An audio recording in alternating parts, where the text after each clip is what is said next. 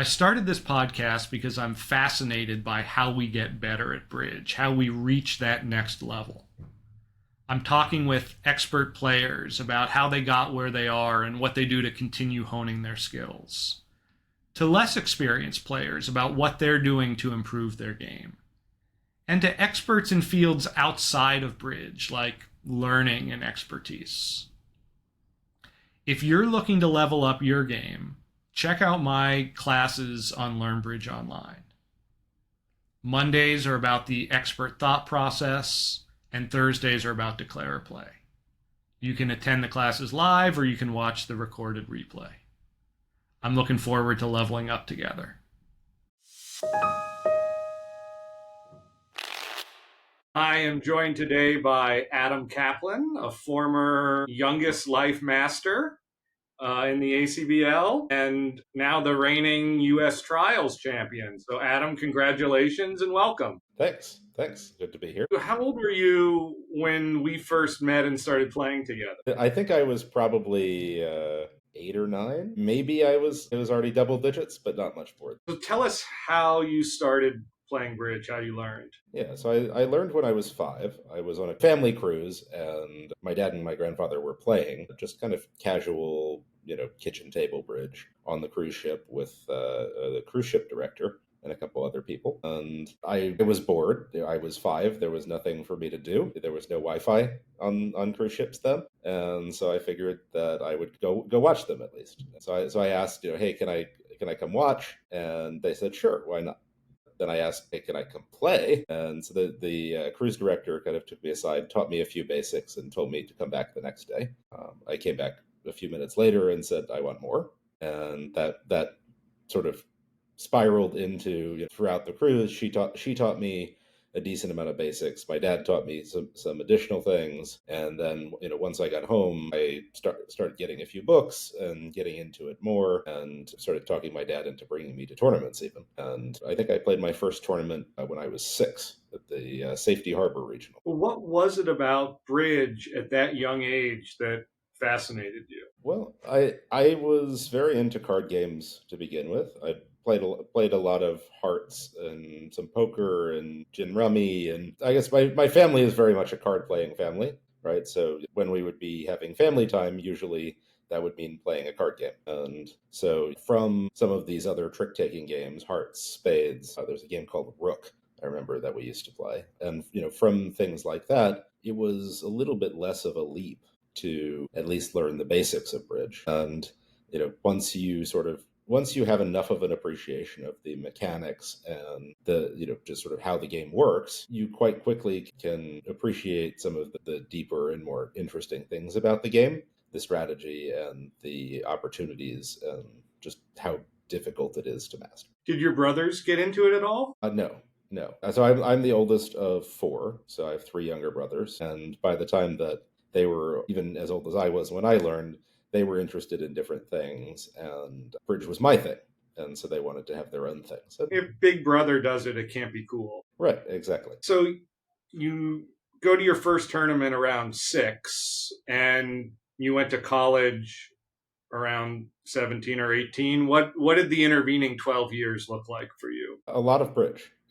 Yeah. Basically, I was homeschooled up until I went to college. So from a kindergarten dropout, technically. At some point, I was doing, quote, math backwards, meaning that I had basically, I guess, discovered negative numbers before I was supposed to know them. And my mom, when she was told by the teacher that I was doing math backwards, thought, well, probably we shouldn't have him in this school anymore. And she had a background in teaching, and she was a guidance counselor for a number of years, and decided that basically she could do a better job, and that, I would probably be better off at home. And I was difficult. How were you difficult as a kid? Well, I wasn't particularly social, and wasn't that comfortable around a lot of the other kids, and kind of wanted to do my own thing a lot of the time. And I definitely had a bit of a problem with authority, and I still do. I think it was the combination of the fact that I wasn't too happy in school, plus she had a background in teaching, so it didn't feel like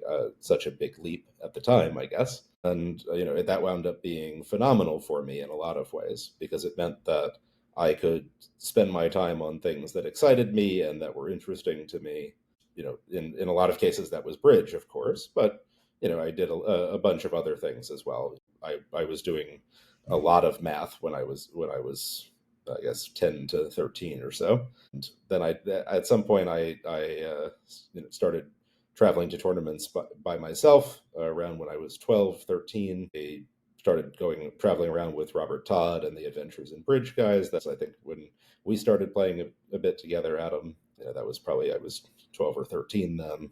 And then I basically split my time for about half the year playing bridge and taking classes at a local community college. So that was sort of my solution to, hey, maybe it makes sense for me to go to college, but also I'm like 13 or 14. So, I guess it was sort of buying time, but it was also, I think, a very good decision and a very good thing for me, both from a bridge perspective. Of course, I think I improved the most during that period where I was playing a ton and just thinking about bridge a lot of the time. And it was also really good because it meant that I didn't go to college when I was 14, and so when I actually wound up going to Stanford, I was the same age as everyone else, and even though it was definitely an uphill battle to get acclimated and sort of fit in, I had a much better chance to do that. The outcome, of course, was much better, and I think I had a better time than I would have if I had gone when I was much younger. What was it like being in community college at 13? So, community college was strange in the sense that most of the people there were in their 20s and 30s,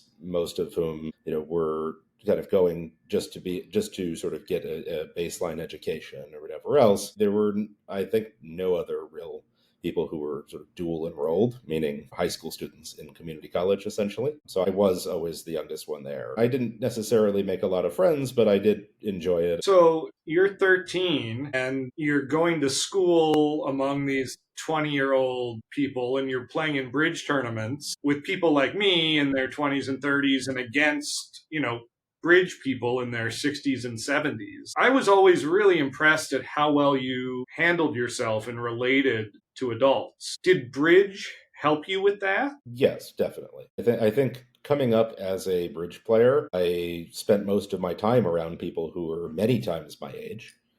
When I was very young, that multiple was, of course, 5 or 6, sometimes 7. And these days, it's maybe 2 or 3. But when I was coming up in that environment, I did find it much easier, and found myself much more comfortable around people who were much older than I was, rather than my peers. And it really wasn't until I was at Stanford and sort of forced to, that I started finding that, hey, some of my peers aren't so bad too. Did you struggle with that transition? Yes, yes, I struggled a lot. I think the most standout thing was that I had no idea, I had no concept of what hanging out meant. Somebody, oh, well, let's go hang out. Well, what are we going to do? Where are we going? Why are we doing this? Like, that concept, right, was a completely foreign concept to me, because if I was going to spend time with somebody, I was going to go do something. Right, we're going to talk about the hands, right? Right, right. I mean, talk about hands or go somewhere, do whatever it might be. And so it took a good year or so at Stanford before I made a bunch of friends that I was happy to go hang out or do things with outside of the bridge. What about playing in the juniors? You must have played against and with, peers there. Yes, yes, and I would say I made a lot of good friends through that. I played my first juniors when I was 13, 2009, in Istanbul. We came sixth in the pairs trial, and therefore were on the USA2 junior team for Istanbul. And we came, I think, third in the consolation border match there. So that was my first international medal as well. And that was under 26, because both of the teams were, most of the people on the team were more like 20, 25. That was sort of my introduction to junior bridge. Then, a lot of the friends and people that I met there, I then saw at each of the next world championships and so on. I think I may be one of the only people who's played juniors for 3 different decades, because I started in 2009. Just so that I could say that, I played the under 31s in Poland last year. So I played my first juniors in 2009. I played my last one in 2024. Over that time period, I definitely you kind of get to see multiple generations of players, still keep in touch with, and have a lot of good friends who I met through that. And so it's How do been you great. think you've matured and improved as a player over those 15 years? Five of those years I actually didn't play. And so I actually took off from playing both, I guess, school life and, starting a company. All of these things sort of got in the way of playing. I kind of pushed it to the back burner from 2017, 2018, all the way until late 2022. So I think that, there's sort of a before and after there where I think I matured a lot as a player in my teenage years in terms of I went through my doing crazy things phase relatively on the younger side and learned that, hey, maybe going for 1400 on every other deal is not a great way to win at bridge. I got a lot of things out of my system. I tried a lot of stuff. I saw what worked, what didn't spectacularly, etc. And so I think that process definitely matured me as a player. My table presence benefited a lot from that, where I got better as a partner and better as a you know as a person at the table, right? Not yelling and screaming, being so particularly emotional at the table, especially as I was turning maybe 16, 17. And then certainly, when I came back to the game, I think that that was one of the things that stuck with me and has probably been one of the strongest parts of my game. Table presence, both with the opponents but also with your partner, is such a huge part of being a good bridge player, and it's so much easier and so much less effort to play with somebody who has a good table presence and who you can have a disaster on one board and be ready to go for the next and win it, and often you win it back on the next board and life goes on. Every time that partner makes a mistake or that something bad happens, it's not because they hate you, it's not because they were trying to throw the board, and it's not because they're a stupid idiot, right? They are trying their best and trying to win just as much as you are, even if they misjudged something or did something that happened to be bad. That doesn't mean that they're actively trying to sabotage you or doing anything other than trying their absolute best to win at bridge. How much rust did you have coming back after a 5-year hiatus? A lot. A lot. I think that was one of the more interesting and surprising things, is that it in some ways it's like riding a bike, in that a lot of the mechanics, a lot of the analysis does come back to you pretty quickly, but in others it's a bit like riding a bike after you've had amnesia a bit, where you don't remember how brakes work, for example. My instincts were just slightly off, right? I'm a pretty instinctual rather than technical player in a lot of ways, meaning that I often am taking lines or seeing things that maybe are slightly they're not perfectly optimal, in the same way that, say, if you give it hand to Michael Rosenberg, you will get the technically and optimally correct line every time. Where I feel like I'm stronger is in that sort of instinctual knowing when something is off, knowing that I might be able to do something deceptive or get away with something that will make my decision easier.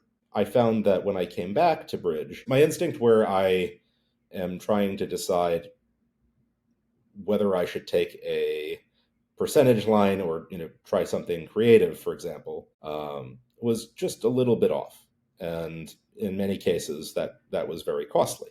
Right. Same thing with high level competitive decisions and these other sort of nuanced areas that really, I think, you get better at, and you build experience just through play and repetition. And having sort of not done that for 5 years, I think really was noticeable for me. And it's still, even now, a bit of a work in progress for me. There's still areas and things where I feel like I probably was a little bit better when I was 20 than I am now, right?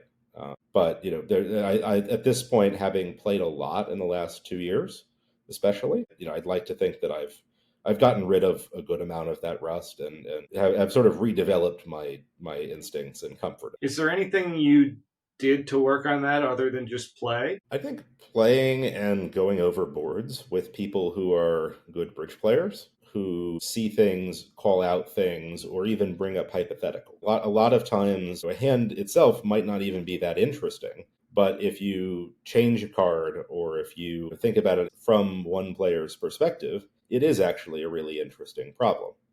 and actually going over every single board, whether or not you won imps, lost imps, had a good board, bad board, whatever it is, and just thinking about, what could I have done differently here? What inferences did I maybe miss? What could have helped me go right in some cases, right? And thinking through that, especially with players who are at least as good as you are, if not better, right? And that really helped a lot. And then honestly, just practice and repetition, right? I guess because I'm such an instinctual player in a lot of ways, I didn't study or read about the game nearly as much as I think a lot of people have. And so, my approach has been more through just sheer play and repetition and experience at the table. And I think that you can substitute some of that for online bridge now, right? And I do actually. I play a lot of online bridge and practice a lot of online bridge. And unlike some people, I don't think I develop bad habits as a result of it, right? It just means that I need to slow down a little bit when I'm playing sometimes and actually think through things. I think that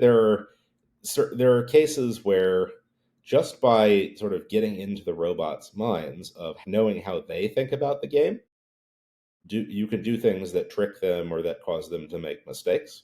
And even though, of course, human minds are different than that, and are perhaps a little harder to trick, that exercise of thinking about what do the opponents know about what's going on, and maybe how can I mislead them, or what don't they know, right?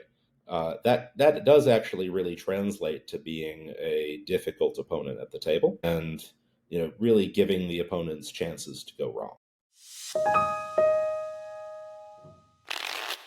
Do you read bridge books at all these days? Very little. I think the last book I read was the Rodwell Files, honestly. I guess I read Zia's book as well, but Zia's book is, I would say, is entertainment and a lot of really good bridge stories and some cool hands. The last technique book, from a sheer like almost nerd perspective, yeah, Rodwell Files. And When to Draw Trump, I assume. Well, that I still mess that up sometimes. So we're recording this about a week after the trials ended. Have you and Finn done any review yet, or do you plan to? What does your post-tournament process look like? I would say my post-tournament process is definitely evolving. The trials are a unique event in that because you have both bidding and play on tablets, you have a perfect play record of every single board that you played in the event, and you have every single spot card, every single alert, and for that matter, the same thing from every single table. So the trials in particular, and any event where you have such a perfect play record, is a really unique opportunity and really unique thing to be able to not just see what happened, but also see how other people that are very accomplished players tackled things. Finn and I haven't started going through board by board yet. I think we probably will in the coming weeks. At an NABC where we don't have the electronic record, how much do you do day of? What do you do after the tournament? After the tournament, honestly, I'm not as good about going back through things as I would like to be. I think that there's definitely still room to revisit hands and problems and decisions, a week or two later. Usually the evening after we finish playing, we'll spend at least an hour or so looking through all of the hands from the day and sort of revisiting it then, while it's still pretty fresh, while I still remember all the things that happened, and at least try to get a sense of, hey, was this something that I did wrong? Was this an error in judgment? Was this, a good decision that worked out poorly? And in fact, that's one of the hardest things to accept, is that even good decisions and even correct decisions, right, from a odds or from a just British perspective, right, will work out poorly sometimes, right? And you see that it's clearer when you bid a grand slam where you have 13 top tricks, as long as a suit doesn't split 6-0 or something, and the suit splits 6-0, so your 98% grand slam went down. You can comfortably say, hey, we bid to a good spot and we're a bit unlucky here. If we had to do it all over again without seeing the opponent's hands, we'd probably do the same thing. But I think there's also a lot of more subtle places, right, where maybe you made a mistake, right? Maybe there was something that you could have picked up on or some clue that it would tell you, hey, this is what's going on, you should get it right. But there's times when you make the right decision, and the outcome just isn't what you had hoped. And I think being okay with those, and knowing that you don't necessarily need to result merchant everything, right? And that you're really, the goal is to give up very little from easy mistakes, give up very little from getting things wrong that you 100% should get right. I was watching your episode with Norman Beck, and I think the thing that he mentioned about Hammond saying, "Don't worry about the hard hands," it's more true than I think any of us would like to admit. If you just get the more straightforward decisions right, and you give the hard hands a very fair shot, I think that you'll wind up doing probably better overall. And the same thing goes for system, right? I spent a long time playing all sorts of really complex and convoluted things, and I've kind of come around to being at least a little bit more natural oriented, right? I obviously still like system and still think that there are lots of places where it's really useful. But every time that you add a convention, every time you add system, you do have to think about what is this gaining?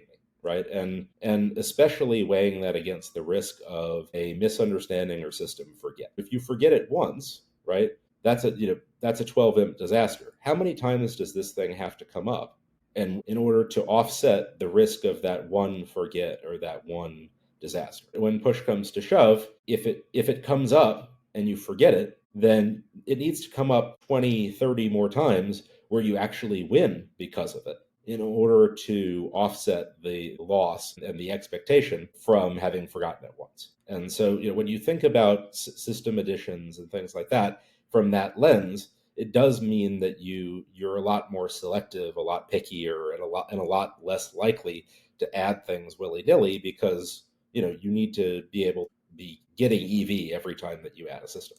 In the vein of the big hands and going over stuff, there's a hand from, I forget if it was the finals, but at some tables it went 1 no trump 7 clubs, and you and Finn had like a 12 round auction to 6 no trump. And it turned out that 7 clubs made at a few tables because they got a favorable lead. It had a bunch of play, but you had to decide how to play it, right? There was a roughing finesse. You could play for a squeeze. I forget if you guys lost imps on that board. We did. We lost 12.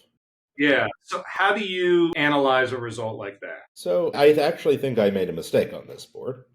So it's a fun one to talk about, because I actually, in retrospect, I think I should have bid 7 clubs. Basically, I knew that at worst it would be on a diamond finesse on our auction. I knew basically every honor card in Finn's hand, with maybe the exception of the Jack of Hearts. And I didn't quite know his shape, so it was possible that it could be a good deal better than just a diamond finesse. And because of that, I think I should have bid it. My thinking was that as long as we go plus and are on the relatively conservative side with these things, and trying to basically just protect the lead at that point, I felt like as long as nothing really horrible happened, we would be fine, right? And really horrible is like lose 20 on the board. This is the hand in question.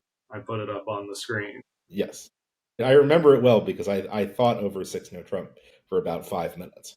Yeah, you guys just you relayed and whatever, and at some tables it literally went 1 no trump 7 clubs. That's what Michael Rosenberg did.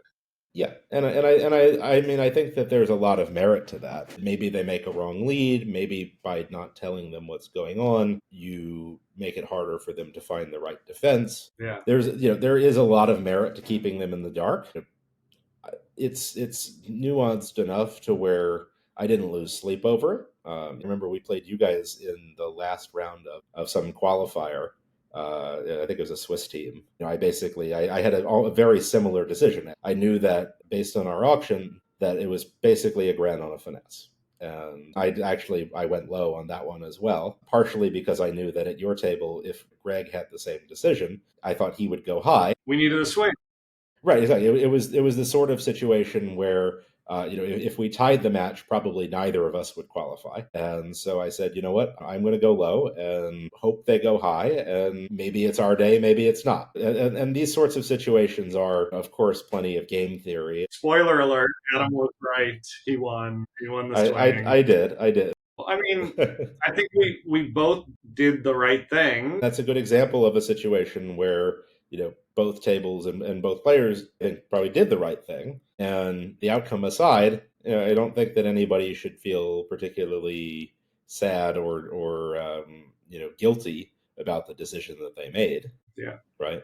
When you find yourself in a situation where you're like, I really don't know if this was a mistake, do you have mentors at this point that you go to? Yeah. Yeah, I have a number of people that I try to ask and try to sanity check with.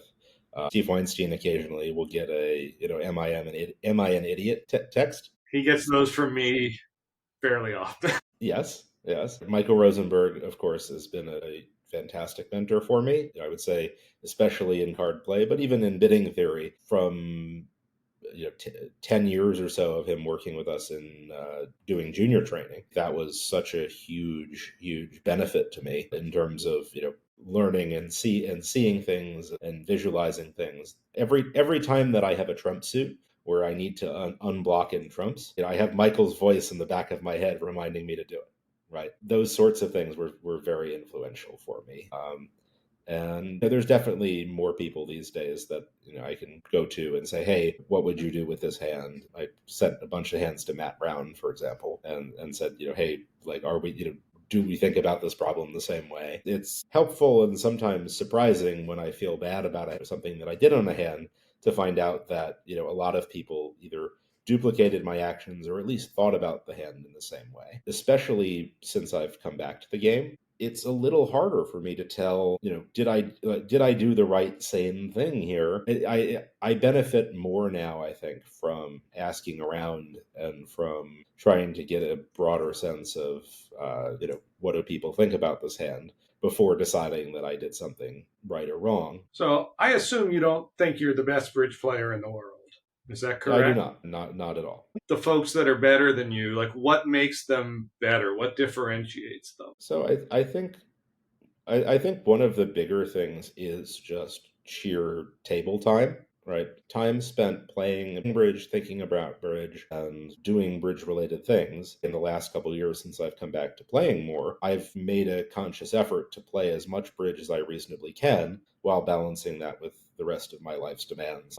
And I've definitely noticed that when I'm playing more often, when I'm feeling fresh and well oiled, if you will, where I've just been playing a few tournaments, been doing some practice online, all of these things, I do find that I play better. Whereas when I've taken off or not played for a couple months, it does take a bit of time at least to sort of to warm back up. And I think that that's something that the really, really top players, that they're spending so much time thinking about and playing bridge that they don't experience that same warming up period. And the sort of the readiness kind of builds on itself from tournament to tournament. What about the guys like Greco who just like play the nationals and then don't play for 3 months? Yeah, I mean, I admire it. I mean, I maybe there's a certain, maybe he has his own, training regimen and routine that works for him. Personally, I know it doesn't work for me. I know you travel to a lot of tournaments, but when you can't, when life gets in the way, what do you do to keep your bridge up and stay sharp? So I do a fair amount of Q bids, mostly with juniors and whatnot, who just send me a bunch of them because they want to bid together, which is nice, right? Like that, that kind of gets me thinking about bidding and bidding theory. Beyond that, I usually do the Interbridge Celebrity Challenge basically every day. I find that that's a really useful tool. I do also play a fair amount on BBO and just kind of grind out some robot stuff. These days, I'm also partnership coaching one of the under 26 pairs, and I'm sort of splitting duties running some trainings for a couple of the teams as well.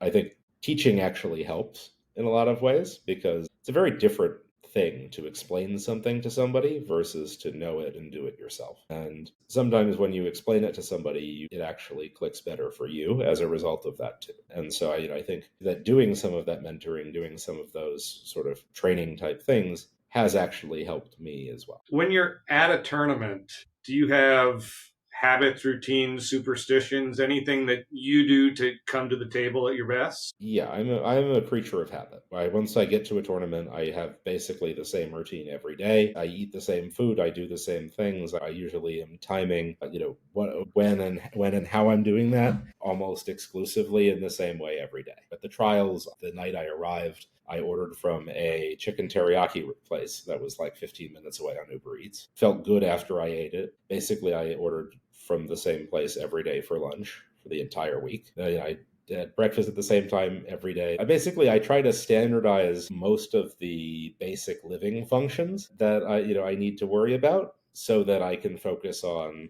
the bridge and the problems in front of me and not have to worry about where am I going to dinner tonight. I did turn down a couple things where oh, do you want to come to dinner and at this place that's a ways away and whatever else, because I found that I need to get 7 or 8 good hours of sleep every night to play good bridge. I'm not somebody who can roll out of bed at 9:56 and go play bridge at 10 o'clock. I have to be awake for a good hour and a half at a minimum before I can actually like play and function. So at tournaments, I do really have to standardize what it is that I'm doing, when I'm doing it, and how I'm doing it, so that I can focus on playing my best. So at a nationals, are you eating dinner at the same restaurant every night or ordering from the same place? Not as much as I probably should, to be quite honest. Generally, for lunch, I do normally try to go to the same place and have the same thing once I find something that's good and works. And for dinner, once I've finished playing, I don't mind going different places there, but I do try not to go too late because I like to basically give myself at least 3 or 4 hours after I eat to be awake and sort of wind down. Right. The daytime schedule now at American tournaments gives us a hour, 90-minute lunch break usually. What does that time look like for you? So usually I try to get lunch at the beginning of that, and then we'll spend a few minutes going over hands and maybe socializing with people. I don't really ever go back to my room in between sessions. Once I'm going for the day, I'm going for the day until I'm done. Do you do any exercise or any dietary things or anything like that to try to maximize performance? I think of Nabil Edgerton every time that I have a giant thing of berries every morning. Mm-hmm. I do a bit of that as well. I haven't been able to have caffeine in a lot of cases, which has been a struggle. I generally avoid fried and spicy things and heavy food and so on. And I don't have any sugar pretty much before playing. I find that I usually crash about halfway through the session if I do. Just the little things like that I would say I'm far more attuned to and pay far more attention to now. I've been sort of learning and getting better at making better decisions away from the table. I do also try to, at least, do some amount of walking or something active, either in the morning before playing or often between sessions or something. So at least so that I can get a little bit of movement in. Do you think physical fitness plays a part in bridge endurance and focus and things like that? Yes, definitely. I mean, I'm trying to get better about it myself. Brain fog is one of the most destructive things at the bridge table, where you just kind of can't quite focus on everything that's in front of you. And I do find that I feel better and am often less foggy when I've been at least somewhat active and been careful about what I've eaten. What does your workout routine look like? Usually I'm doing just a bit of strength training and then, some, walking or some other sort of cardio type thing, trying to make sure that I hit close to 10,000 steps a day when I'm playing. In fact, in some of the nicer cities where it feels safe and good to walk outside, I actually prefer often staying at least a little ways from the playing site, like, 10, 15 minutes, just so that, even if I'm not actively trying that day, I'm at least somewhat active. Yeah. So, getting some sunlight, being outside is good. I'm going to give you two classes of players. The first class, I'm going to call them world class, but we'll use whatever designations you like. And I'm going to say that's someone who is consistently making day 3 of the Platinum Bears, right? Would be pretty disappointed not to. And I'll differentiate them from an expert who would be disappointed not to make day 2, and sometimes makes day 3, but that's a pretty good showing for them. But what do you think generally differentiates that one player from the other? How much of it is their bridge knowledge and experience, and how much of it is just playing their best at the table day to day? I think that there are a lot of people who know a lot about bridge, who've read a lot of books, who are, on paper, really good bridge players. And when it actually comes down to putting that in practice at the table, they struggle with it. Right, there's a bit of a mental block there. Being able to be a good bridge player in theory and win postmortems or feel like hey, I did the right thing based on what the book says, and being able to actually be, I guess, what I would call a winning bridge player, right? Which is that not just to do some of these right things, but to do the right thing in context. Right, being a winning bridge player is being able to take the theory and the sort of this is what I should do on any given hand, combine that with here's what's going on in the world around me, and here's where I can maybe give the opponents an opportunity to make a mistake. Here's how maybe I can solve a guess or make this decision harder for the opponents. Giving your opponents opportunities to make those mistakes is one of the bigger differences between the sort of good in theory expert players and the world-class players who are really often very difficult opponents, right? They make it so that it's hard to be comfortable at the table. So how do I learn that? Let's say a good on paper player comes to you and says, Coach Adam, I want to be a winning player, and I'm willing to put in whatever time and do whatever you tell me to do. What do I do? I think practice against good opponents is definitely the best thing for this, right? In the sense that when you play against difficult opponents, not only do they put you in spots that are uncomfortable and you can learn things from that and you develop better judgment as a result, but also you can try things out and see, did this work? Especially if you then review the boards with them. So I think practice and playing against strong opposition and reviewing boards with strong opposition is really good. Beyond that, and this is, I would say, more unorthodox, but I think that playing against robots that are manipulatable is kind of good for training this sort of thought. Because essentially what you're doing is you're saying, what do my opponents know about what I have?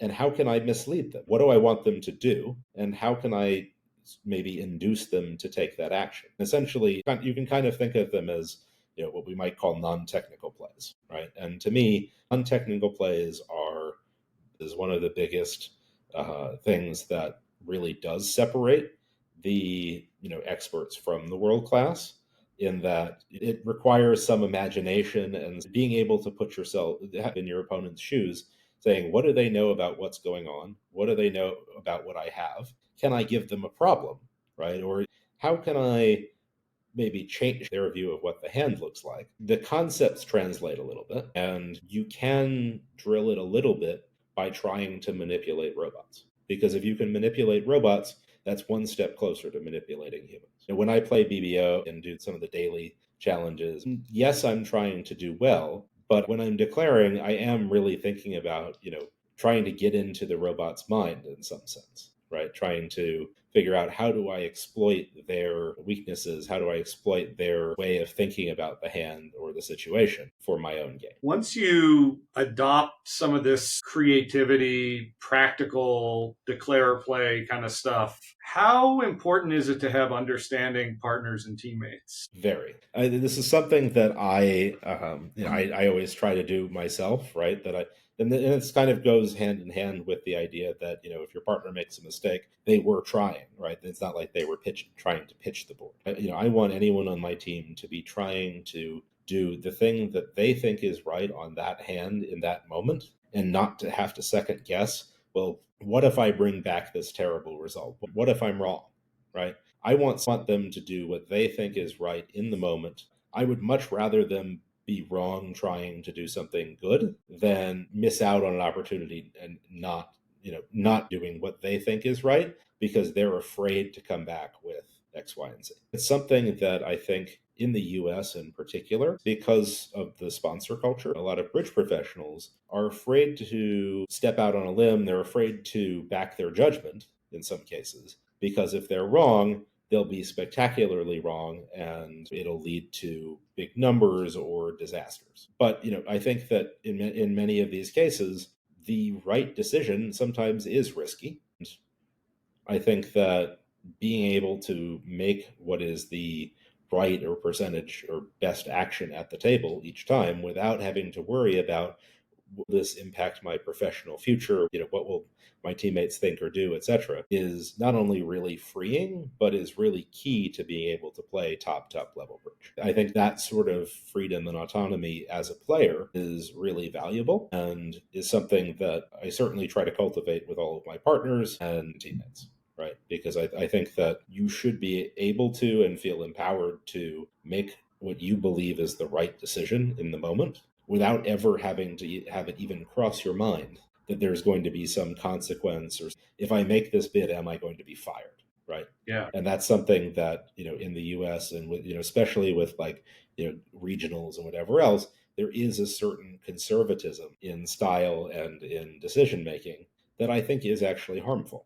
Right. And that people are much, much better served trying to do the right thing on that hand, trying to play winning bridge, and ideally having partners, teammates, sponsors, etc., who understand that this person is making a hopefully very good judgment. Like any judgment, it doesn't have to work 100% of the time. Well, thank you, Adam. This has been really good. And again, congratulations on the win. We're rooting for you at the Bermuda Bowl. Appreciate it. This was very fun. Thanks. Looking forward to the Bermuda Bowl.